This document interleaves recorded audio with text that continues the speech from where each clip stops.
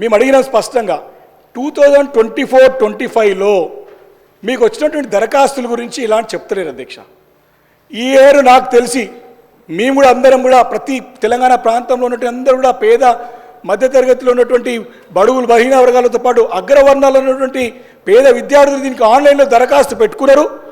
పేపర్లో కూడా ఎంక్వైరీ జరిగింది, కానీ ప్రభుత్వం నుంచి మాకు ఎలాంటి సంకేతం లేదు కాబట్టి ఈ సంవత్సరానికి ఎలాంటి శాంక్షన్స్ ఇవ్వలేదని చెప్పి క్లియర్ కట్గా పేపర్లో వచ్చిన సంగతి నేను మీ ద్వారా నేను మంత్రి గారి దృష్టికి తీసుకొస్తున్నాను అధ్యక్ష.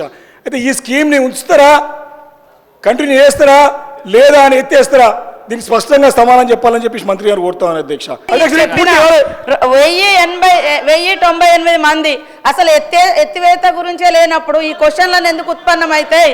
మీ గవర్నమెంట్లో మీరు పెండింగ్ పెట్టినాయి, మేము పే చేసినాం 244 కోట్ల రూపాయలు. మీరు పెండింగ్ పెడితే మేము వచ్చిన తర్వాత 140 కోట్ల రూపాయలు క్లియర్ చేయడం జరిగింది. ఇంకా ఎత్తివేత అనేది ఉంటే ఇంకా క్లియర్ ఎట్లా చేస్తాం సార్? ఇంకా ఉంచరా అంటే ఆల్ డిపార్ట్మెంట్స్కి సంబంధించి కాబట్టి మాకు కొన్ని ప్రాసెస్ చేస్తూ ఉన్నారు, ఇంకా కొన్ని నిబంధనలు పెట్టి తీసుకొస్తారు. ఇంకా ఉన్న పెండింగ్ మాకు మార్చి వరకు ఉన్నది క్లియర్ చేయడానికి ఛాన్స్, మార్చి వరకు మేము క్లియర్ చేయడానికి అవకాశం ఉంది.